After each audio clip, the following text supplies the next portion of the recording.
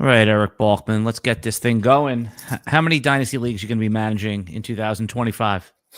It's a good question. It's right around 10, I think. All right, a sane number. I'm around 13. I cut it down from 41. Something tells me next year I'll be back in the insane world again. All right. So, any startups this year, or are you just like no startups? No, Okay. just pure rookie drafts for me for all my dynasties. Yep. Cool. I think that microphone on you is rubbing against that beautiful beard of yours. So I don't want to yeah, it's definitely doing something whacked. There we go. Hold on, is that better? A little bit. Better, right? Or still, because the other thing I could do is this. Hold on. Yep. He's taking something off. This is amazing radio right here. Okay. Yeah. What about this, Alan? Is this better? It's worse audio, but it's less distracting. So let's go with this. What should I do? What would you prefer? Stick with this, Alan. You're making me do extra work. I'll enhance the audio when we're done here. Your first and last podcast appearance because you're giving me extra work, Balky. No. All right, man. No, seriously, let's get into this a little bit. You know, we always use the word sleeper and dynasty, but I think, and then it kind of got cliche. It was ruled out. No one's a sleeper because we know them, but I really do believe there are some dynasty sleepers. Let's start with this though. What do you think, like, when you hear that term? Is that more just like a YouTube clickbaity thing, or like when I said to you, let's talk about some dynasty sleepers, what did that trigger?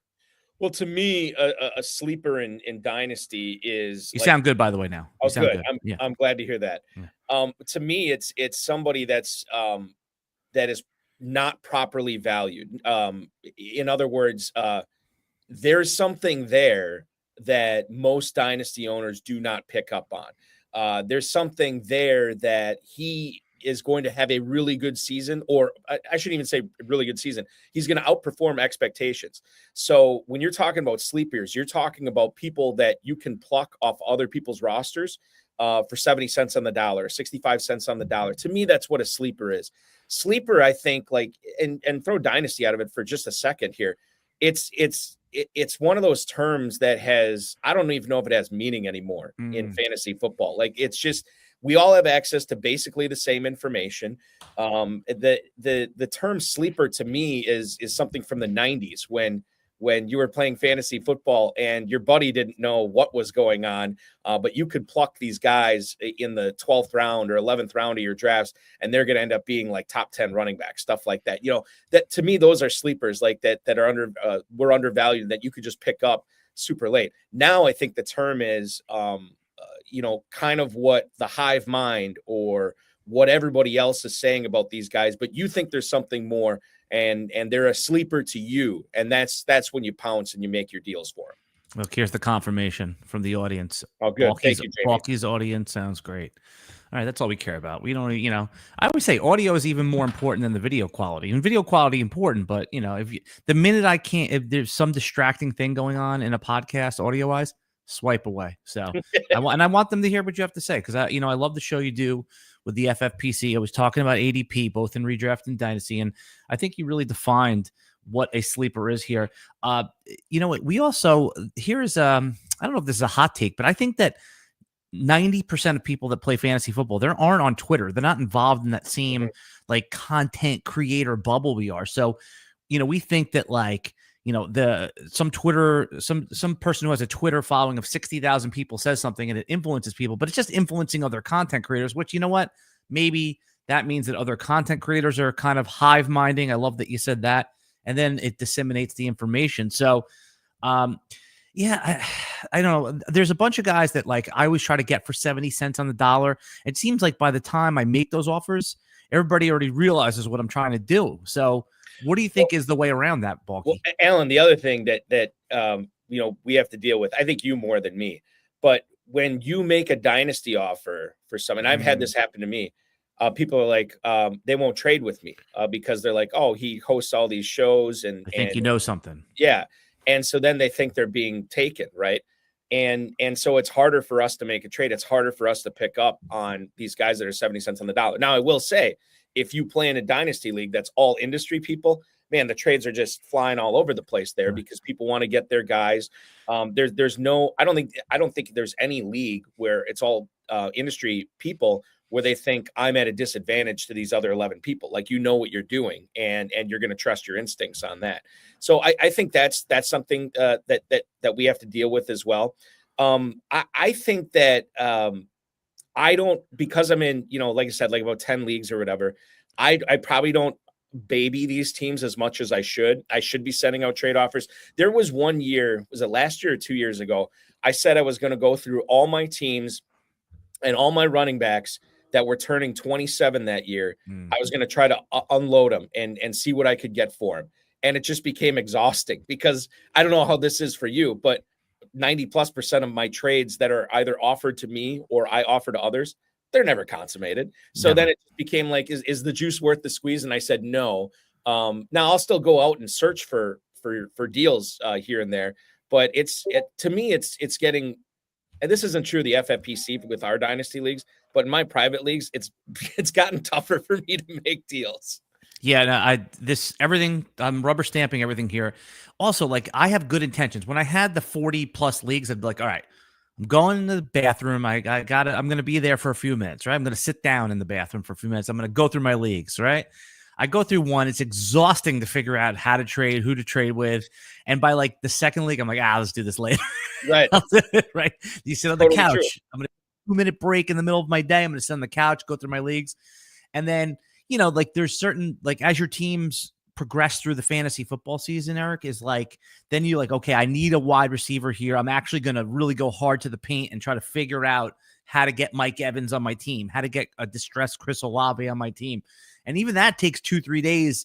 And then you end up having to like bleed value a little bit just to get what you want done. It always seems like that, right? Like, you're the one who has to concede value to get something what you want done. But it never seems like I win the trade, unless I'm just a bad trader, to give someone else their value. So lately I've just been like, no trading, I don't know. I don't want to put the effort, time, or just the energy into it. I think the other thing that it comes down to too is I've given up on trying to win trades. I just explain that. Stop. Just explain that. Okay. So I don't think this is unique at all. I happen to try to build most of my dynasty teams with a strong receiver core, and then use that sort of tree of life, pluck the branches off, harvest the fruit off that, and deal it when I need a running back, right? Or deal it when I need a quarterback or a tight end. So in that case, sometimes I am willing to give up more in the deal, because it still makes my team better. Even though I'm not winning the trade, I'm still making my overall team better. Now, I'm probably making that guy better than he should be.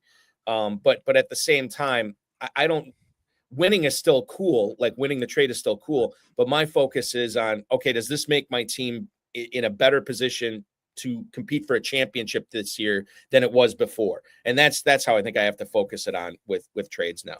Well, I think that's a perfect setup here to talk about today's topic, which is finding sleepers that no one's talking about yet. And, kind of that's a tongue-in-cheek title, but in order to get deals done, you have to be willing to like run into the burning building, so to speak, go after distressed assets that people, you see them in redraft in the FFPC and the NFFC. They're going the 8th round, the 10th round, and can easily by August or even next year be like a 4th or 5th round pick. And those are guys that'll be able to get deals done here. So, I've asked you to come up with a couple names, and we're not just going to go name this, name that, but it'll get us into a more nuanced conversation.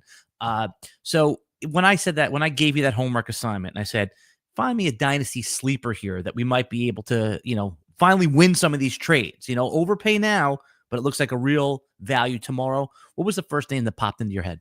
Well, I went to Fantasy Mojo to check the Dynasty Startup ADP to find out where these guys are going with the FFPC Dynasty leagues right now, and there were a few names that stood out. I think the first name I came up with was at wide receiver with Khalil Shakir. Shakir is a player. If you look at the startups, he's wide receiver 44 right now. What round is he going in your 808? In mid 8th in dynasty startups. Now, again, this is tight end premium, so the tight ends get pushed up with the FFPC, and I think the running backs tend to get a little pushed up too. But just so people know, the reason the running backs get pushed up in FFPC is because you only need to start 2 receivers, where in a lot of sleeper leagues you have to start 3 receivers. So that exactly, yes, yeah. And you obviously have the dual flex there too, so you can build your teams a lot of different ways. Anyway, Shakir to me is wild because they paid him this offseason, right? They extended him. He's a big part. This is after they had already drafted Keon Coleman. Josh Palmer is there, but I mean, the way that people are handling, and I know I'm saying Shakir is a sleeper, but the way that people are handling these Bills wide receivers, Shakir is going significantly ahead of Palmer. So the FFPC players clearly are valuing Shakir more. But then I'm thinking about this, Alan. It's like, so he's the number one receiver on the Buffalo Bills. Is he? Is he? I think he is. That's fair. Now I'll bring up Coleman here in a second because I think there's something interesting I noticed about him last year. He's he's my number one sleeper. So that's just funny. We're gonna have this debate right now. So the thing is with Coleman, and obviously he has the draft pedigree, right? He got hurt last year. It was a wrist or a hand, I can't remember what it was, but it's obviously something you need to catch a football, and that was like week 7 that he gets dinged up. I think it was week 8 because the only reason I know that is because I did the work on him for this exact video. Right. So yeah. So the 2 weeks before that, he had a career high single game receiving yardage and the following a career high single game in catches. So you could make the case that he had his 2 best games and then gets hurt, and it's sort of an afterthought. For after he comes back after like a month and a half or whatever it was. And he was on the injury report after that. So, he was playing hurt. So there is something to be said about Coleman. I'm still of the belief that Shakir is the number one receiver on this team. I think you and I could definitely agree the Bills are one of the best offenses in the NFL. And to be able to get the number, even if it's Coleman, I mean, you can make a strong case for Coleman here, to get that number one receiver in a startup at the end of the 8th round, that just, to me, that there's a reason he's falling. I don't know what it is. Maybe it's non-draft pedigree. Maybe it's not name value. He's not, Jefferson or Chase or Tyreek Hill. He doesn't have that name cachet. I don't know what it is. But to me, if everybody is pushing him down to the 8th round, where he should probably be going a couple rounds higher, I mean, this is definitely a play where you get Shakir now and trade for him. And then he comes off and catches 85 balls this year, or maybe even 90. I mean, I don't even know what the ceiling is for him. I just know that he should be going higher than where he is. So that's why I say shit. I do have another receiver on this list too, but Shakir and Coleman, I think, is an interesting conversation. Yeah, and how about this? I pose this, that it is very possible, because the whole Bills wide receiver who's going to be the number one is totally ambiguous. Like, you need to make like a bet, right? Like, you're going to bet on Shakir. Just say hypothetically, I'm going to bet on Coleman. It's very possible that, and we all play PPR at this point. No one's playing like, standard leagues. At least I don't want, if you're playing in standard leagues, get off my podcast. I don't want to talk to you. I'd rather have less viewers. Get off, get away. Anyway, now that I've gotten rid of all of them, I'm only kidding. You're welcome to stay. It's possible like Shakir leads the team in receptions and Coleman has like significantly more touchdowns, like 9 touchdowns to Shakir's 5. And that kind of like, okay, they both finished as wide receiver 28 and 27 respectively, so they could both be the right answer, which is, probably what's going to happen. Who the hell knows who's number one versus, it just fantasy points is all we care about. And I like that you made the point, because again, it's like Coleman was starting to come on, then he gets hurt. Then all the training camp or the mini camp talk is that he finally feels like himself again. And we hear this story often, but you're not having to pay for it. So, I came in here ready to bully the audience into Coleman, but you make a damn good case for Khalil Shakir. So Bills here. How about this? This will be the headline. Bills wide receiver 1 is a true sleeper because nobody knows who the hell it is. And I just checked too. Coleman's going just about 1 round after Shakir, which after he's going after him in startups right now. Yeah. Wow. And they didn't really add anybody, right? They added Elijah Moore. Palmer and Elijah Moore, yeah. Which, I mean, those guys are depth pieces at best. And they did, correct me if they lost Mac Hollins too, right? So he's on New England now. Yeah, so they do have to replace him. And he was, say what you will about Mac Hollins, but Josh Allen went to him quite a bit towards the end of last season. Oh, dude, Mac Hollins is a best ball goat. Come on. Yeah. That's like, I mean, he always just comes up with like 6 or 7 touchdowns in a season. I mean, it might be like 300 yards, but yeah, no, he's always good in like the playoff leagues. When you have him, he's always like a good, just like last round pick. Mm-hmm. He always gets you some stuff there. Yeah, I like that one. Before we continue, Walkie, the RotoWire Dynasty podcast, I'm Alan Seslowsky along with Erik Balkman, is brought to you by Circa Stadium Swim. You've been out to Vegas a gazillion times. Have you been over to Circa? Yeah, once or twice. Yeah, it's awesome. Yeah, I mean, there's nothing like, especially if you're into sports betting, they basically build downtown on Fremont Street in Las Vegas, Circa Las Vegas Hotel. It's like Disneyland for sports bettors, largest menu, insane pool. You could play blackjack in the pool, but they're giving away for free, Balky. They're giving this ultimate draft experience. We've actually done it where you click the link in this video. Your league has to fly out to Vegas, but they'll pick you up in a limo, take you over to Stadium Swim in the hotel. You stay for 2 nights. I believe they pay for that. I don't, just check all that stuff there. And then they give you the whole draft experience. You get a cabana, the whole thing. It's free. It's a giveaway. So go check that out, Circa Stadium Swim. All right. We are back here talking about Dynasty Sleepers. We've already discussed the Bills wide receivers.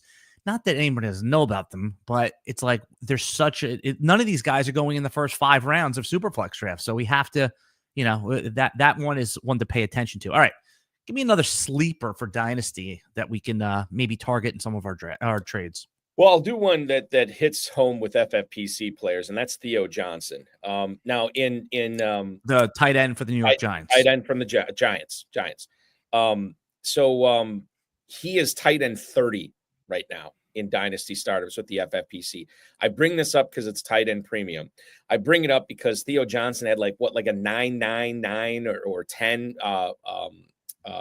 RAS score when he was coming out of Penn State, and he goes to a team that now I think has. I don't mean to interrupt you. The RAS score.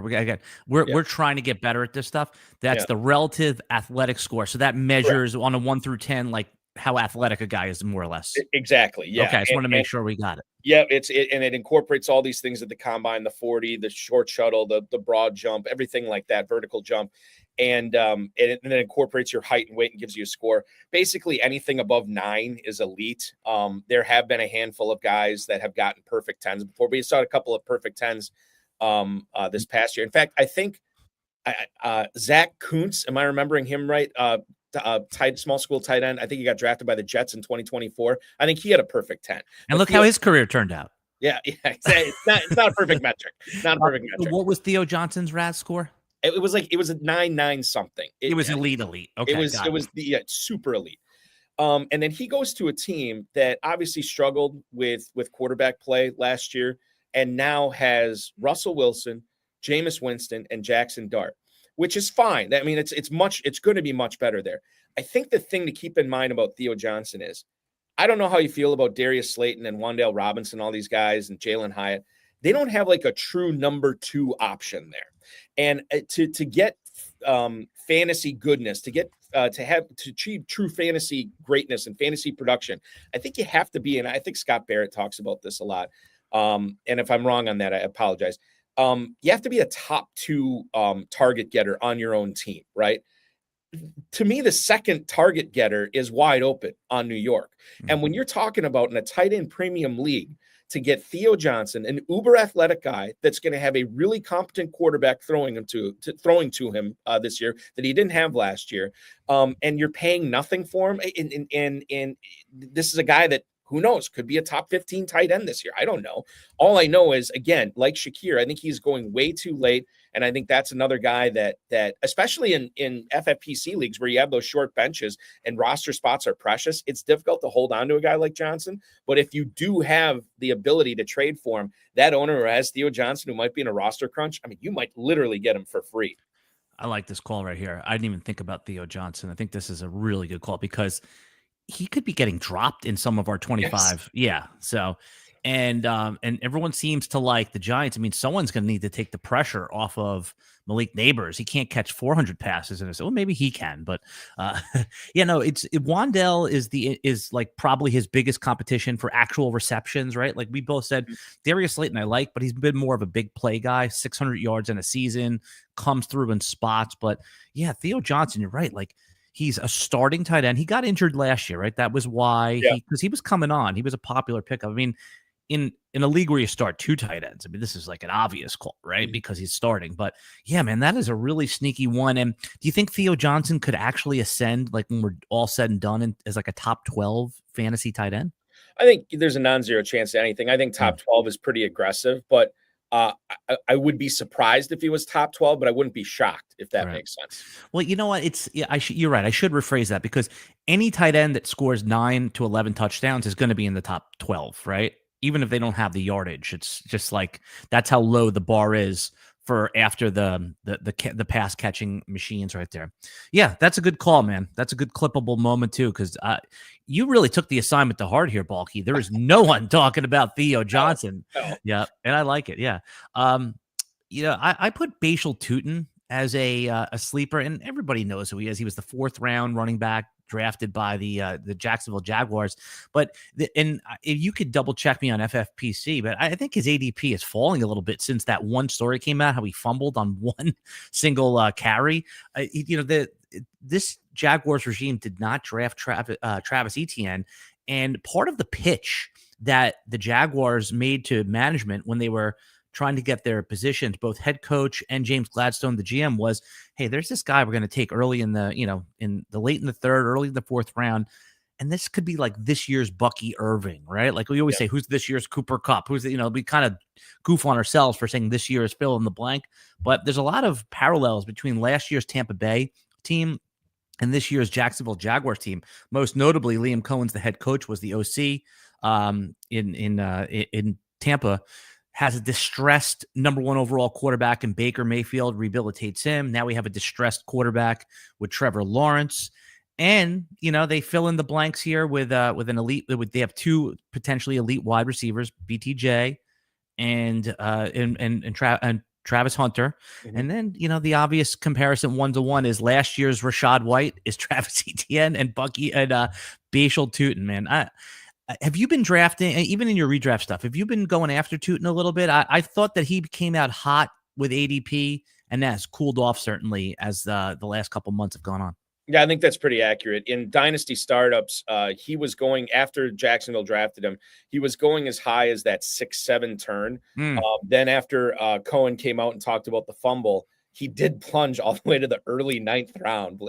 God, that's bad. This is how volatile it is. He's got himself back up to kind of mid to late 7th round for startup ADP. Running back 25 right now. I do feel bad that I'd missed on him. There was actually one rookie draft I was in, and I hemmed and hawed on Tuten or Trey Harris for hours. And I was picking everybody's brain, and I really thought Tuten was the play. But everybody was telling me Harris, and I'm like, okay, if everybody's telling me Harris, I got to take Harris here, and I did. And I would go Tuten. Yeah, I would regret that because you know what it is. It's like Tuten again. If all works out for Trey Harris, you're going to be happy you have him. He's going to be in your lineup. He's going to be wide receiver 17 to 27, right? Like, and that's like an amazing thing. I feel like if Tuten works out, it's Devon Achane all over again. Right, and that was my line of thinking on it. Like, who has the best, who has the most spike ability, who has the highest ceiling? Like, it was Tuten. Harris might be solid, be solid. I mean, we don't even know that.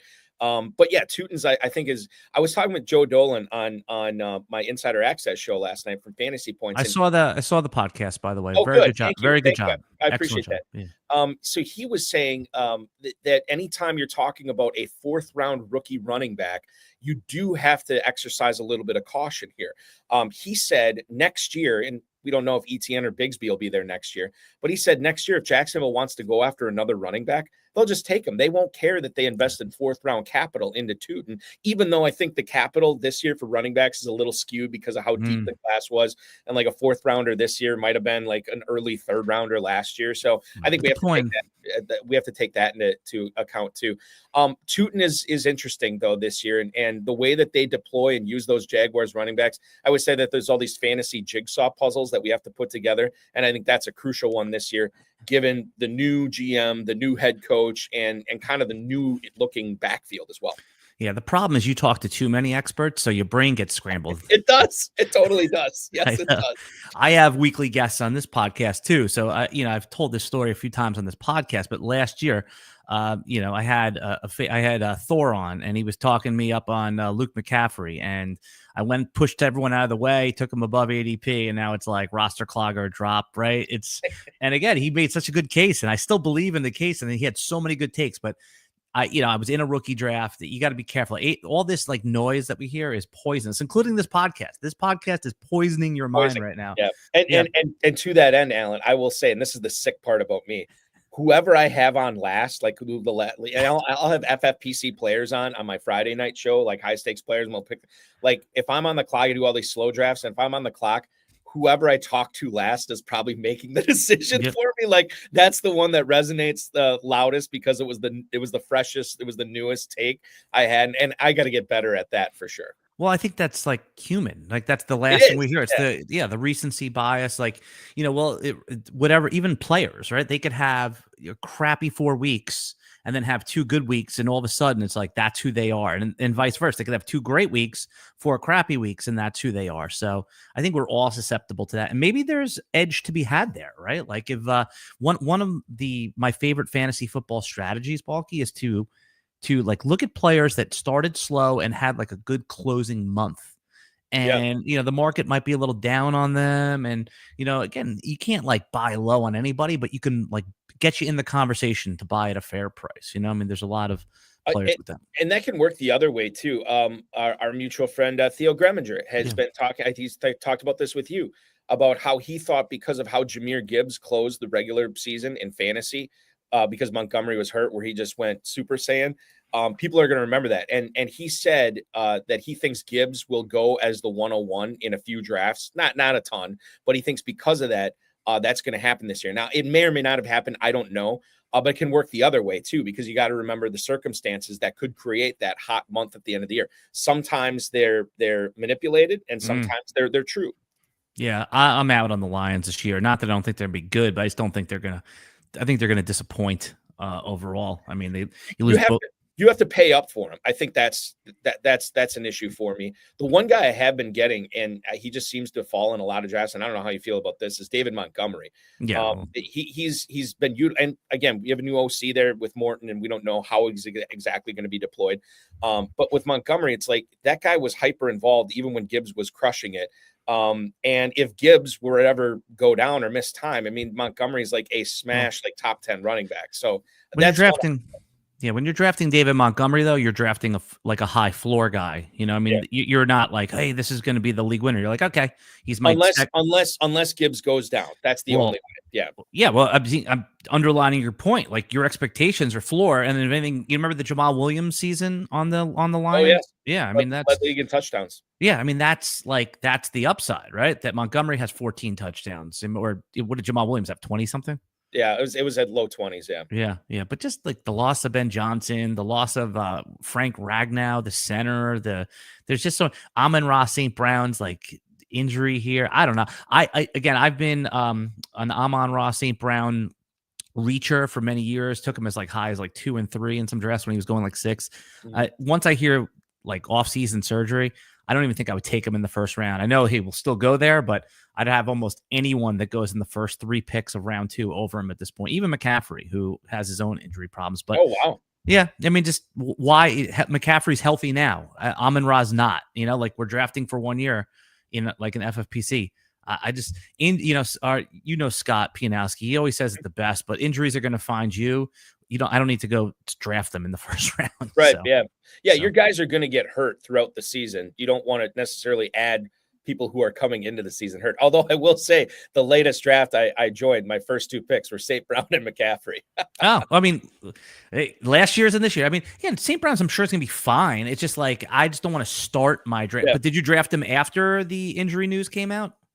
No, this was it's a slow draft, so it came. I don't know. When did we find out about that? About a week ago? A week ago, yeah. Yeah, it was real close. I don't think I knew about it at the time, but I'm also not freaking out over it. Yeah, what's funny is that we did a RotoWire draft in Madison, Wisconsin, and the guy reached on. That's right, you're a Wisconsinite. The guy who drafted Amon-Ra St. Brown reached for him and says, "I'm in the video. He's looking right in the camera. He's like, I'm taking Amon-Ra St. Brown, the safest pick you can in fantasy football." The next day, the news comes out that he's going to miss. Like he might be ready for training camp. Right. So, take a quick break right now. For the YouTube audience is not going to have to suffer through these commercials, but these great sponsors that are on the audio podcast, you need to hear this right now. See, Balky, I do that little pause so I know in the audio waves where to insert the commercials. You know this. You edit podcast. Yep, I do the same thing. Absolutely. Yeah. That's right. All right, I'm here with Erik Balkman, Balky from the FFPC. What's the most important thing you're working on right now you want people to pay attention to over at FFPC? Yeah, I think the biggest thing, I mean, we're announcing the pros versus Joes tonight What is that? On the show. Now, the pros versus Joes challenge is 42 FFPC Joes, 42 industry pros in 7 different leagues, and we'll broadcast those live on the High Stakes Fantasy Football Hour. So it's 6 Joes, 6 pros in every league, and the winner of each league will get a free main event entry into the FFPC next year, so you can compete for $1 million for free. I'll take the $1 million. Exactly. Who wouldn't, right? Yeah. So you have the 42 Joes will be announced tonight, which is really exciting. The biggest thing, and you can't really get in the drawing, like the drawing's already happened, but here's what you can do. For our FFPC Big Gorilla competition, we have this thing called the Early Rampage Tournament this year. The Early Rampage Tournament it's going to end June 15th, or it's once we fill up our first 200 leagues. As of this morning, we had like 22 leagues left in that. So those are going to fill up here pretty quick. The Early Rampage, if you're joining the Big Gorilla right now, you're giving 1 entry fee, but you're getting in the main Big Gorilla tournament, but you're also in the Early Rampage tournament. So you're competing for 2 separate grand prizes, $1 million and then $10,000 if you get in now. I would encourage everybody to do that prior to Sunday because those leagues could fill up.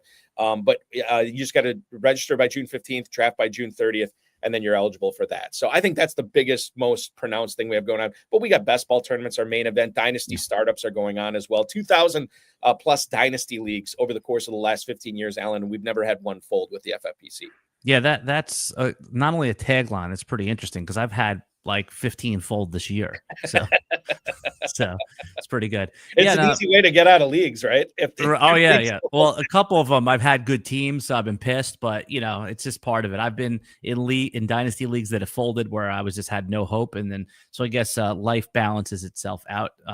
Have you had to ever like basically push in your chips and say, hey, I'm out of this dynasty league, or do you just let it fold? You stick with it? Yeah, there was one league, this is many years ago, that I co-owned it. And this is when I did not have, not that I'm wealthy now, but I did not have the wealth.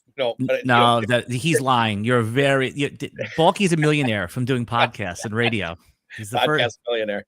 Yeah. No, this is like 15, 20 years ago. I co-owned it with my buddy, and the entry fee was like, I don't know, like $750 or something. Our team was not good. And we had somebody that was willing to buy the team at full price. And I said, let's just get out on this. Yep. That's the only team I've ever sold in Dynasty.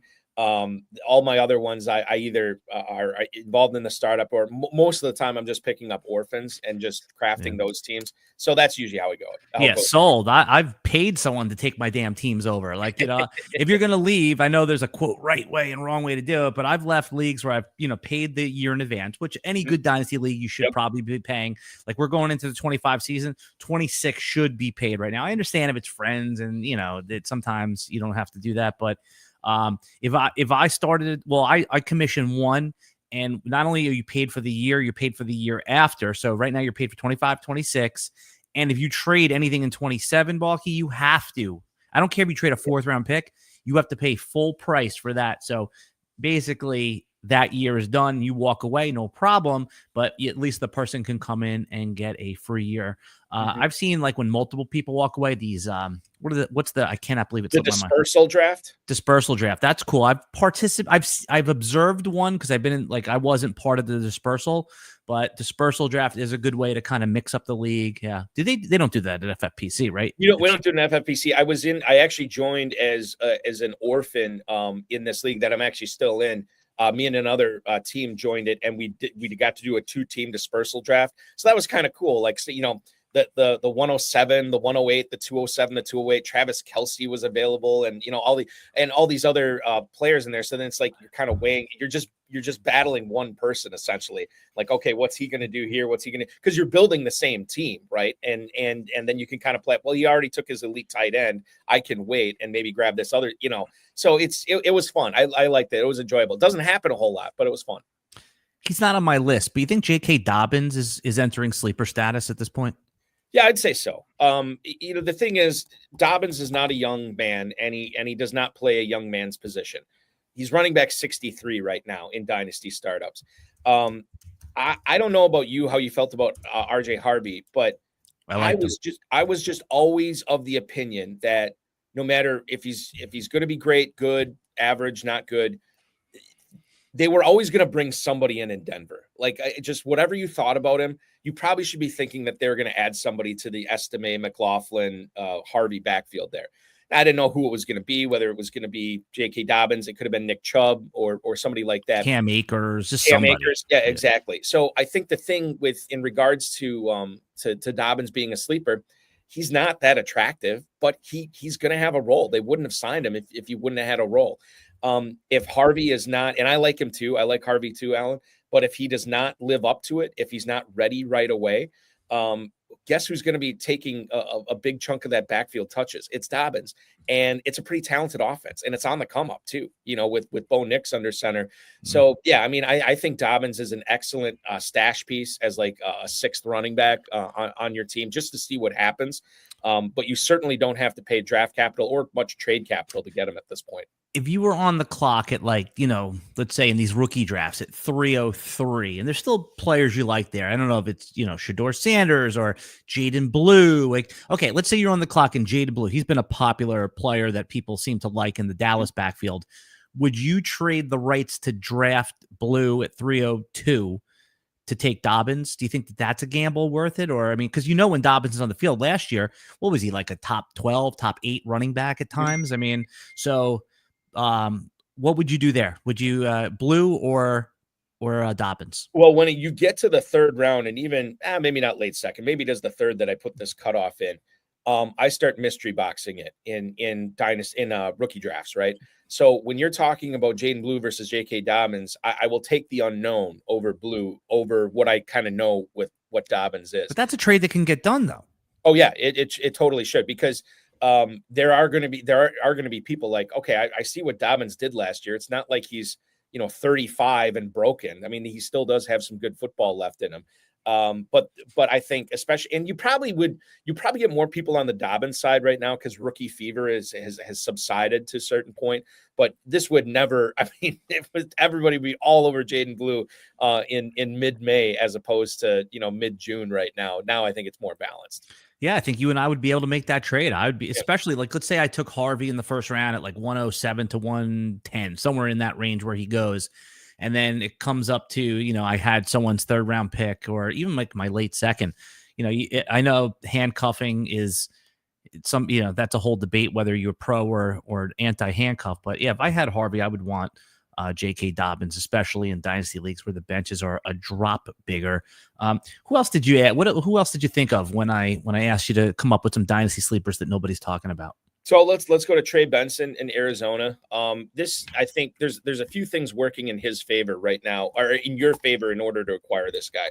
Trey Benson, as far as startup ADP for the FFPC, running back 31, he's at the 808 right now. I know it's death taxes and James Conner, but at some point, Benson is going to get his opportunity there. At some point, Conner is just not going to be able to shoulder the load that he has been able to do over the last few years. I think people were burned on Benson and Quorum a little bit last year because of the success. And Jonathan Brooks. And Jonathan Brooks is another one. And Jalen Wright. Yeah. And Marshawn Lloyd. You want me to keep going?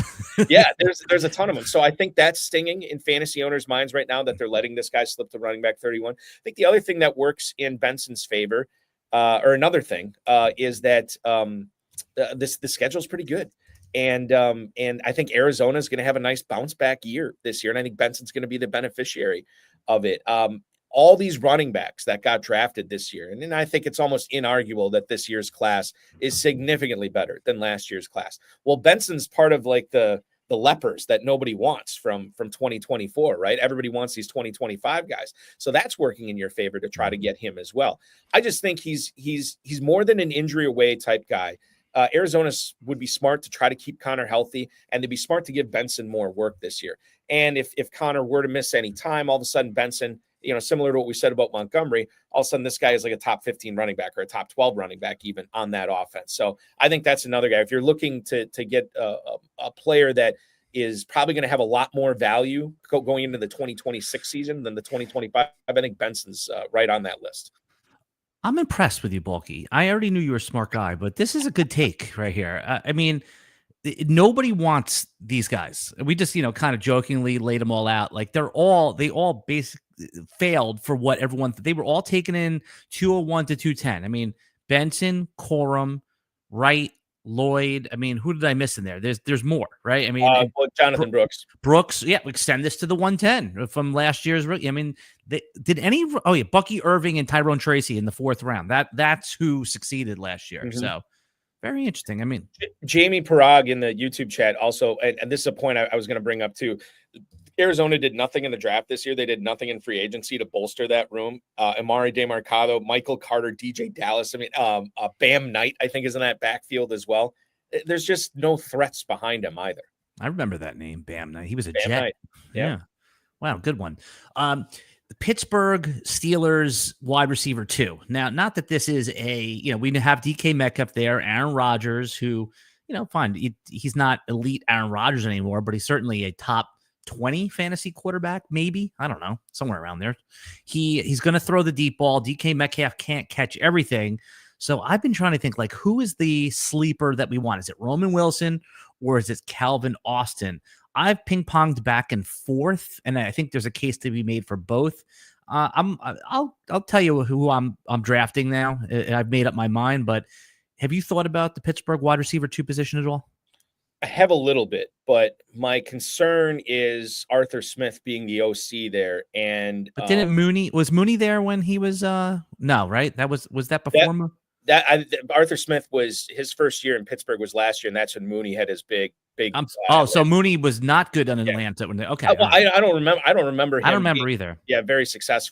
I remember everyone complaining about Kyle Pitts and everyone complaining about Drake London. So yeah, and Bijan Robinson too, because Algier got a lot of run under Arthur Smith. Algier and Jonnu Smith were the two. Okay, so I interrupted. This is a good point here. Okay. All right. So my whole thing on the Pittsburgh number 2 receiver is it's not something I'm necessarily that interested in for fantasy, because I think Metcalf is going to be huge. I think Freiermuth has a nice season as well. I think Jaylen Warren, you think about how much Aaron Rodgers has utilized the running back to pass to him. I think Jaylen Warren's going to have a really good year. Calvin Austin, Roman Wilson, I mean, I guess they're both fine. To me, they're bordering on roster clogger status. The way that I have handled it so far, if I'm in like a best ball draft, or if I have an open spot on my dynasty team, I'm more likely to roster Calvin Austin than Roman Wilson, which is wild because going into the 2024 season, I was drafting Roman Wilson on a lot of rookie drafts. And then he was hurt, and Austin was actually making the plays out there. So I just think like it's I've seen it with Austin, and I don't know what's going to happen with Roman Wilson. I'm not excited about either one of these guys on my team, but if I pick one, I'm pretty comfortable with Austin over Wilson. Well, we're keeping with our theme. These are guys that nobody's talking about, right? Right. Yeah. And for good, I'm with you, Austin. I just like the camp reports that he is. I think he's in a contract year. He's taking control of, they say, the wide receiver room as far as like maturity, route running. He's always been good. He's a fast receiver.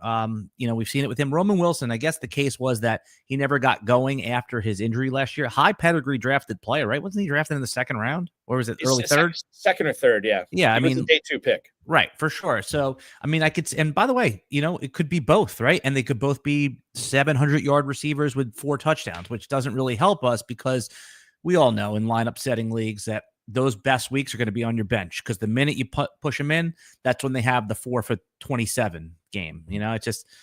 I do, if I remember correctly, I think Roman Wilson was a pretty talented blocker, and to me, that's what got me excited about drafting him, knowing that he played on a Michigan team in college that he blocked a ton. Like, they didn't throw the ball hardly at all with McCarthy and Corum and all those guys. But knowing that he was going to Pittsburgh and knowing how the Steelers value that, I'm like, well, this dude's, as long as he's healthy, he's going to get on the field because he can block. He just couldn't stay healthy. Yeah, so he could be one of those guys that's good for real NFL football, and less good for fantasy. Yes. All right. Yeah. I just think that like they have to have a second pass catching option, but maybe they don't. You didn't mention. I think it's Freiermuth. I think that's who the second option is, and then I think whoever it is between Austin and Wilson, they could technically be the fourth if Warren has the type of season I think he's going to have. then they might be the fourth option. So I don't know. You didn't mention the rookie running back Caleb Johnson. Again, he's not a sleeper. I'm just curious. Are you because you're a Warren truther here? It sounds like. Yeah. Do you think? So. Do you have any optimistic view on Caleb Johnson who goes like in the 7th round of single quarterback? Yeah, I definitely could see a path where he is very successful this year. I think the fact that he is a rookie running back, which to me automatically means, and was he 3rd round pick or 4th round pick? 3rd round. 3rd round. Okay. So to me, automatically, he does not have the 1st round Genty Hampton pedigree. So I think Warren is the guy that runs that backfield in September. And then maybe Johnson takes over in October. I feel like he's an underrated pass catcher. I can't remember what he did at Iowa. I don't remember people praising his pass blocking, but I could be wrong on that. I feel like Jaylen Warren kind of fits in better with Aaron Rodgers at quarterback than Caleb Johnson would. But again, I could be wrong on that. I just like Warren because after the Rodgers signing, his ADP didn't move at all, and I think it should have moved up. So I'm finding them getting him a lot. 22 receptions his last year at Iowa. To me, anything over 20 means you're a plus pass catcher, especially at Iowa. There you go. And he had 23 total touchdowns, man, 1,500 rushing yards. That could also mean, like, you know how they said Kenneth Walker when he came out wasn't a good pass catcher? It was because they didn't need to throw it to him. Just hand it off, and he does the same thing. So, yeah, Caleb, I think anything above 20 college receptions for me signals you can do it in the NFL. If you have, like, it doesn't mean you can if you have 16, but it just means that, 20 seems to be that number where, it's not like a deficit for me that I've noticed so far. I'm sure there's a million examples. Lightning round me, just list off the other names that you want to talk about, and I'll zero in on 1 or 2 of them that I want you to expound on, if you don't mind. I only have 2 other names. Yeah. You pick which one we're talking about. Okay. I have Dak Prescott and I have Rashee Rice. Okay, I want to hear about Dak here because I like this. I think Dak is now been thrown into the pile of quarterback that's old and nobody wants. Where you think, what's his upside here? Why is he a sleeper this year? Well, it's number one, because he's being drafted outside the top 20 quarterbacks in Dynasty startup leagues. He's quarterback 21 right now at the 14-12. Cam Ward, Michael Penix are going in front of him. Trevor Lawrence, Justin Fields. And that's probably fine. I just look at it, Prescott, from the standpoint of who is saying this, that like every other year he's been unbelievable, right? That is true. And it's just when he stays healthy. And this should be an on year for Prescott. Schottenheimer takes over, and I was saying this last night. I think when he was initially hired as the replacement for McCarthy, I think a lot of people said, okay, well, they're going to get a running back. Here comes the running game. They're just going to run, and pound the football. Well, if you look at Schottenheimer's history, he has been the OC on a lot of teams with these head coaches that really love to run the football, right? And I don't know how much he actually had his hands on the offense. He may want to pass. And as Joe Dolan was saying to me last night, he's like, they're going to have to pass this year. Jaden Blue, I mean, probably his best asset. And this guy, may or may not be the leading contender to start. But even if he's not, it's Javonte Williams. What do those two guys have in common? They're both really good pass catchers. Right. CeeDee Lamb is on this team as well. He's going to be, I think. George Pickens, right? Did you say Pickens? George Pickens, yeah. Is going to be on this team. I think Ferguson. is underrated as well for this. So I think that they're going to have no choice but to pass, especially when you're going up against Commanders teams and Eagles teams, 4 out of your 17 games, where you are probably going to be an underdog and maybe a significant underdog in those games where they could turn into shootouts. And that's just a quarter of the schedule. So I think Prescott, when you can get him as quarterback 21 right now, there's going to be a lot of people that are not very excited about that. And there might be a lot of people excited about that after he has the type of season that I think he's going to have this year. Yeah, I'm in just real quick, he's 31 years old. I mean, he's got a half decade of football left in him, I think. Yeah, I think that like in a few of the leagues where I can't get a quarterback, or Kirk Cousins fell off my roster and I have a good roster other than QB. Would you add a first round? Let's say you had like Anthony Richardson and Daniel Jones on your roster. Would you give your first round pick, Balky, in a dynasty league, both of those Colts quarterbacks for Dak Prescott, or is that too much? I think it's too much. I just hate, but this is me. I just hate trading first round picks, future first rounders, because I never know what could happen to my team. Now, if we're talking about, let's say this was prior to the rookie drafts this year. Mm-hmm. And I would be trading my first round pick. And like 109. Yeah. Okay. To So, like Harvey, or you could take Jackson Dart there, or and you're saying in this scenario, my only two quarterbacks are Daniel Jones and Anthony Richardson. I'm saying that you have like a solid quarterback, right? Let's say you have Jared Goff, and then you have those two guys. So your quarterback 2 position is just, you have a good team, you have a playoff team, but man, are you just gonna roll with those guys, or you want to? It's too much at that point, because I'm counting on either Richardson or Jones to be my number 2 quarterback. And I'm fine with that if Goff is my number 1. And I know I probably like the Lions a little bit more than you, but knowing what I could get at like 109 or 110, I think that could be a valuable asset. The starter there as well. Yeah. So I think it's too much, but I think that you could probably craft a deal, around that to make it work. So as I'm saying, like, I want to get an idea, because I like this Dak take here. I think he's undervalued. He's a sleeper that nobody's talking about. What could actually get the deal done? I mean, a single first for sure, right? Or maybe not, because the person's like, what the hell am I going to do at quarterback? Could you give like Aaron Rodgers in a first to get Dak? You think somebody would do that? I mean, it's dependent upon what that Rodgers team looks like what you're giving. Because I mean, Rodgers, I think in Dynasty Superflex, he's fine for 1 year, but then after that, it's just like, well, that's why I'm saying you take your first round pick, you add it to a 1 year bet like Rodgers, and now at least you just said that Dak Prescott can give you another 4 years of stability at the position. So maybe that's what you're buying with your first round pick. At that point, yeah, I think that could make some sense for both sides. Yes. Okay. All right. Because I'm in that exact spot. I mean, I don't care about anyone listening to this damn podcast. I care what deals I could make, and that's why I brought you on, to help me. Screw everybody else. Very selfish here. Very selfish. I had Tucker Kraft on my list, the running back on Green Bay. I just like what he's tight end 13, I think, in like redraft or in Dynasty startups.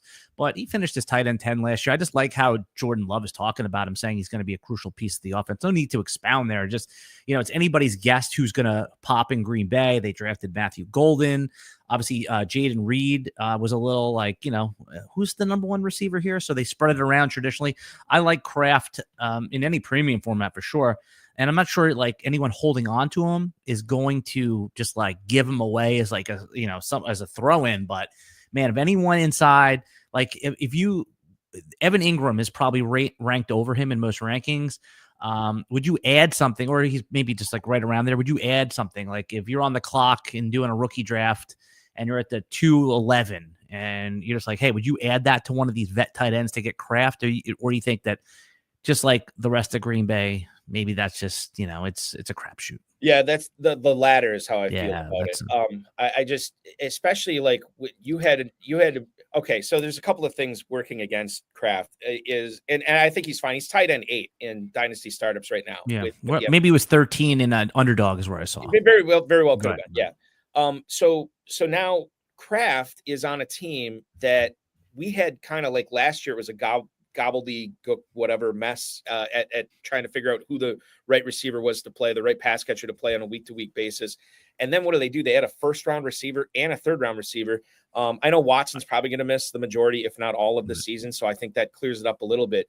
But this switch to the power running game that we saw last year, and that was probably predicated by Jordan Love's knee injury just really never being right all season.